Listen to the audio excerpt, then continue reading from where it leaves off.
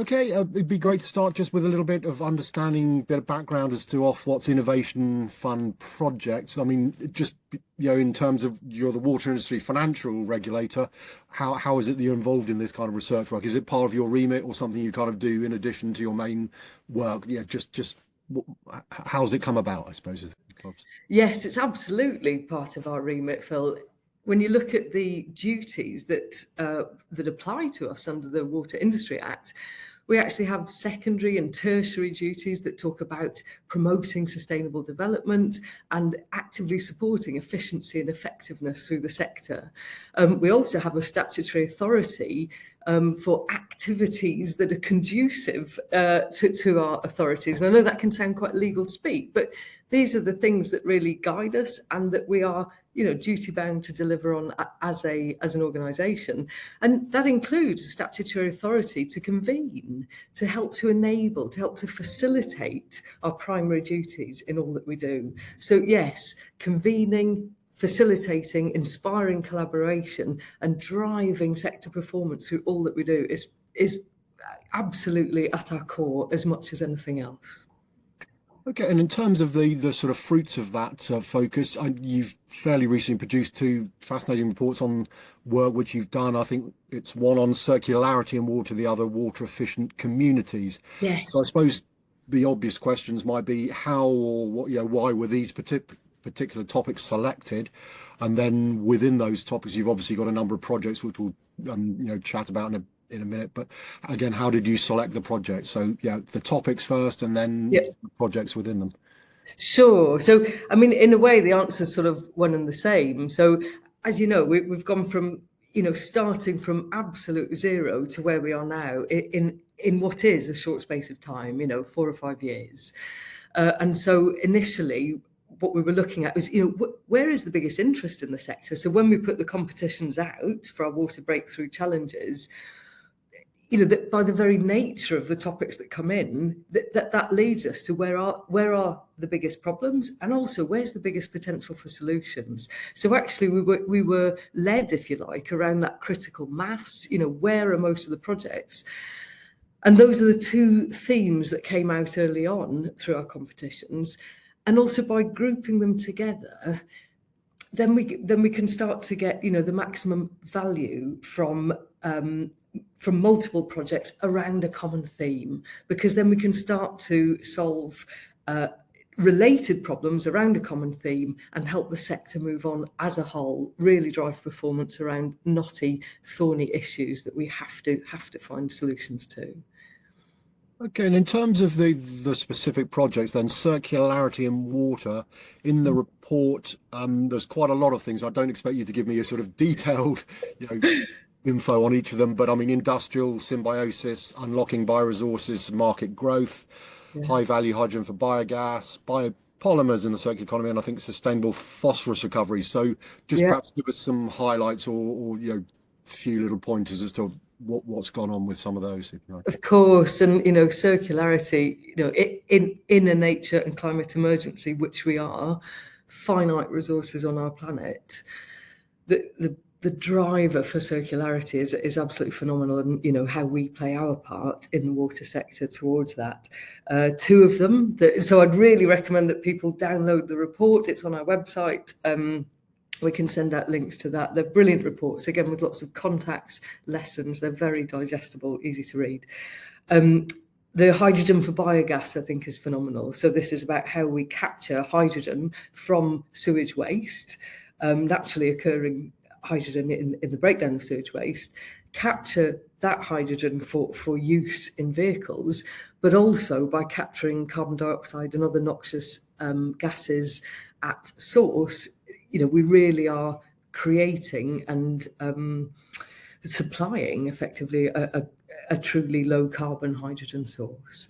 So, the potential for that is huge, but as all innovations, we have a way to go. That's a project that Welsh Water and other partners are leading, and I'd really recommend that people do look at the learning report for that. The second one is around biopolymers.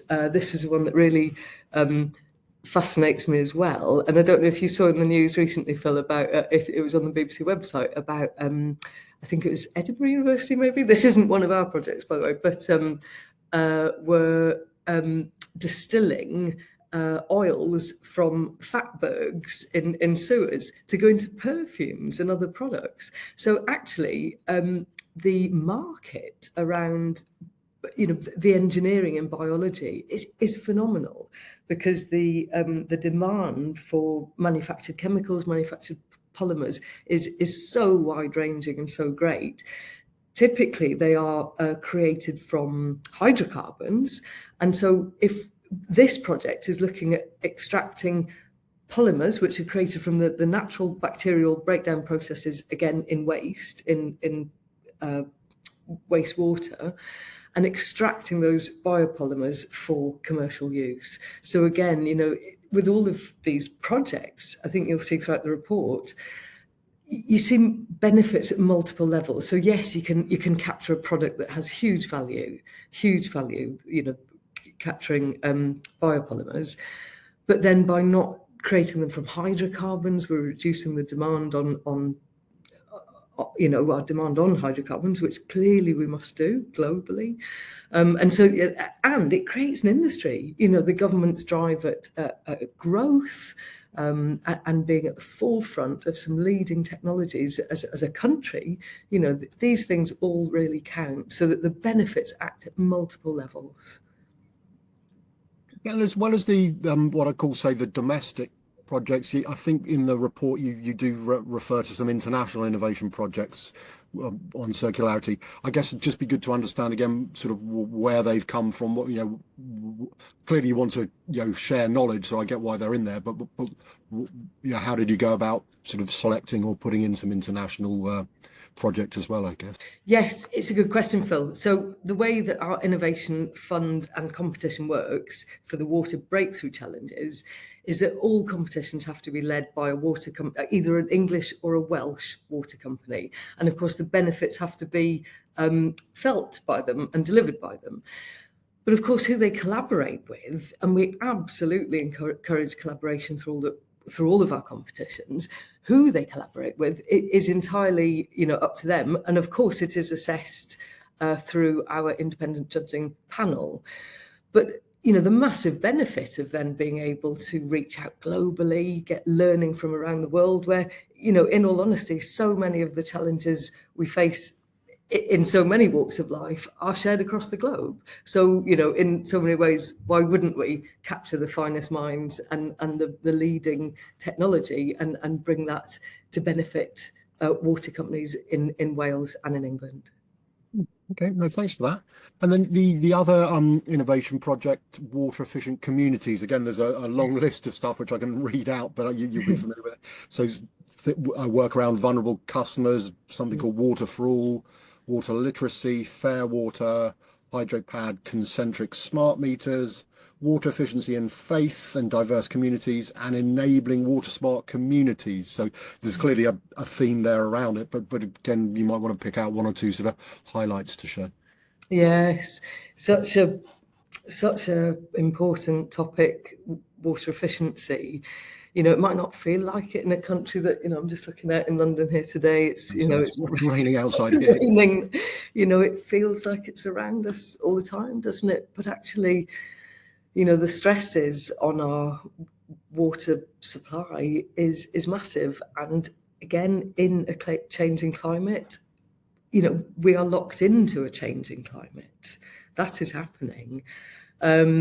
The demands for water in different places at different times of the year are growing enormously. And actually, the demands for cooling will rise. So yes, we are concerned about people staying warm in the winter. Increasingly, we're going to be concerned about people staying cool in the summer. So the demands on water are growing more and more. And when you look at the predictions of how much water, additional water in the system will be needed, projections to 2050, which actually isn't that long away now, it's huge. And so, yes, we need to massively reduce leakage, and we are on a path for that. We also need to work with communities, with businesses, to see how we can use water more efficiently and effectively. So there's two projects that really stand out for me in that report. One is called fair water. And it's about working with communities, with individuals to understand. And it's looking at the combination of how water and energy efficiency actually go hand in hand, because so often they do in the household, in the home. So obviously, if you can use less hot water, you're actually saving a lot of energy as well. And so, how we manage our water usage can greatly impact how we manage our energy usage and therefore our bills. And for so much of this, Phil, it's about it's really understanding what matters to people. I don't think we can expect everyone to care as much about water as I do, maybe. We all care about different things. That's how it is. But it's understanding what does matter to people. Is it about carbon? Is it about the climate emergency? Because, of course, if you use less water and use less energy, you're using less carbon. So you can actually make another contribution to the climate emergency. For everybody, the cost of living is a massive problem. So again, if there's ways to make improvements in our household bills, that's massive. And if along the way we can save water, then that's great too. And for some, of course, yes, they care about water usage and that they're interested to understand how we can reduce water usage. So I think that really, slightly enough word, isn't it? Holistic approach. But the most important thing is meeting people where they're at, understanding their concerns, understanding their needs, and coming up with solutions that really can help them practically day to day.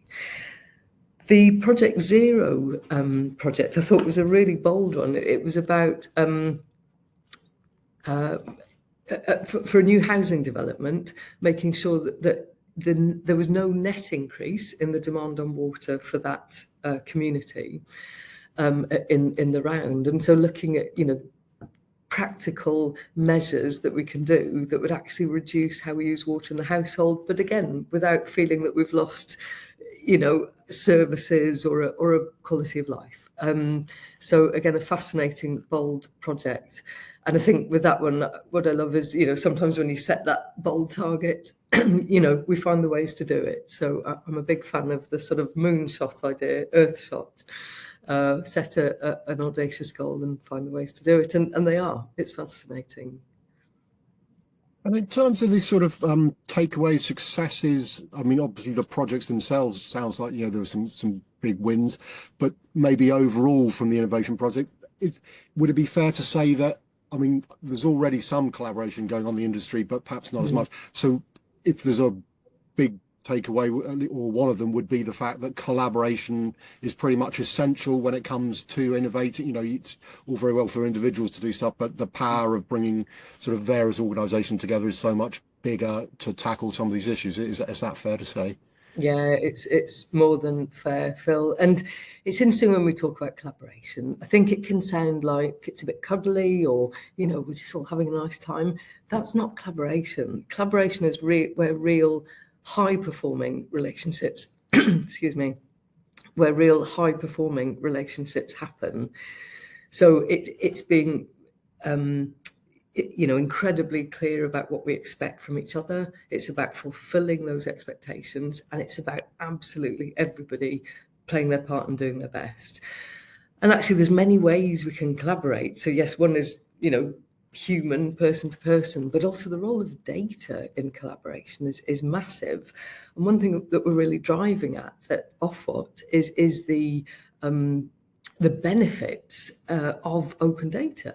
Let's not make the value proposition about how much data you can hoard.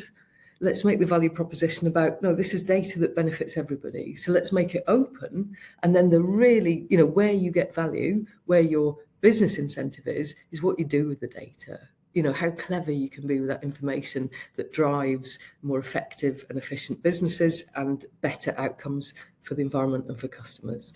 So I really want us over these next 5 years, we've got to a great place. It's opened up collaboration in a way that it was not happening. So both across water companies and with wider industry. And of course, our water discovery challenge, which we initiated during the last 5 years, has also, that does not that is not fronted up by a water company. So the reason we brought that in was to open up the Innovation Fund, a ring-fence amount of money, but to open up the Innovation Fund to non-water sector industries, initiatives, companies, and innovation. And again, we've seen fascinating progression happening through that route. So yes, collaboration is fundamental. We're globally, the water sector and other sectors facing a climate emergency. We are trying to solve problems that no one's ever solved, clearly. So the only way we're going to do that is by collaboration. The only way we're going to do that is pooling the very best ideas and going boldly at them and putting that cause greater than individual needs, individual egos. And in fact, I think the whole business proposition has changed. I think the companies who put values like sustainability, like the environment, like customers and growth for the economy at the head of their business proposition are the ones who are increasingly succeeding. And in terms of any other learnings, sort of general learnings from the project, any sort of successes that you sort of came out from across them, or even, are there any sort of areas you think the programme can be improved as well, I suppose? So as I said, I cannot understate the significance of the collaboration that's been developed over these past few years, because without that, you can't build from anything.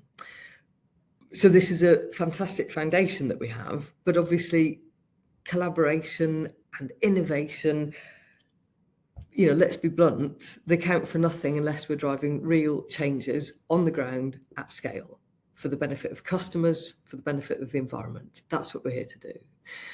So how we've designed this next innovation fund. So incredible announcement just recently about our fund for the next 5 years, a doubling in the size to 400 million over the next 5 years.